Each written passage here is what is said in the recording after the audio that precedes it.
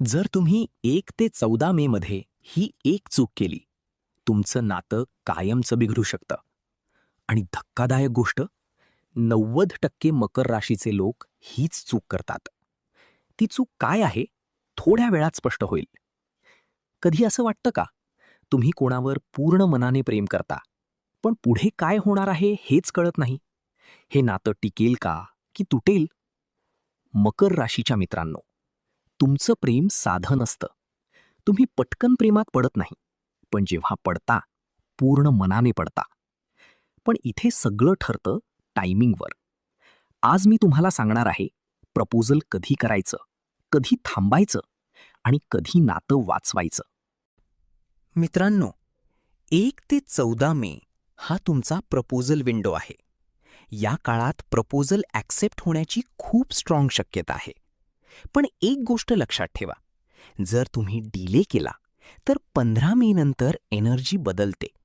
मग काय होतं? रिस्पॉन्स येतो, पण क्लॅरिटी येत नाही.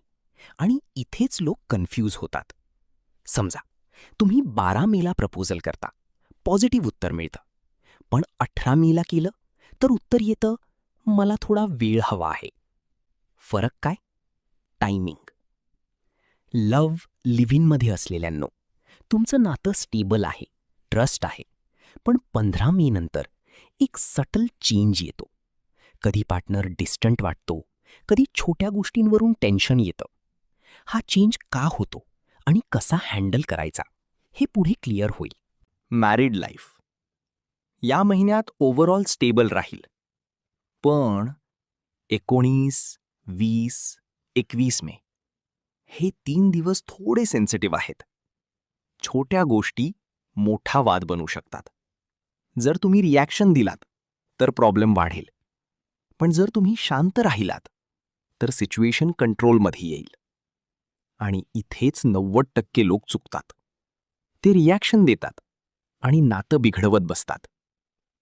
नो कॉन्टॅक्टमधील मित्रांनो, हा सर्वात इमोशनल फेज आहे.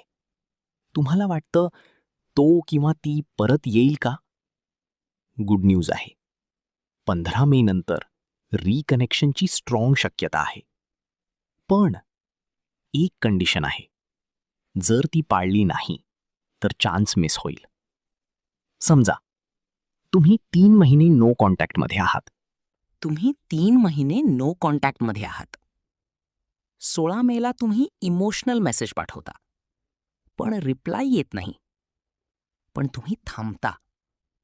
20 मेला काम मेसेज पाठवता आणि यावेळी रिप्लाय येतो. कन्व्हर्सेशन सुरू होते. फरक काय? टायमिंग आणि कंट्रोल. आणि हीच गोष्ट बहुतेक लोक समजत नाहीत. मित्रांनो, आता ती सर्वात मोठी चूक. लोक घाई करतात आणि टायमिंग समजून घेत नाहीत. पण हे सगळं रॅन्डम नाही. या महिन्यात शुक्र, शनी आणि मंगळ यांच्या स्थितीमुळे तुमच्या प्रेमजीवनात हे बदल दिसत आहेत. म्हणूनच 1 ते 14 मेपर्यंत एनर्जी सपोर्टिव्ह आहे, ॲक्शन घ्यायचा काळ आहे. आणि 15 मे नंतर ग्रहस्थिती बदलते, म्हणून कंट्रोल ठेवणं गरजेचं आहे. फायनल ट्रूथ, 1 ते 14 मे ॲक्शन, 15 नंतर कंट्रोल. या काळात प्रपोजल करा, कॉन्व्हर्सेशन सुरू करा, रिकनेक्ट करा.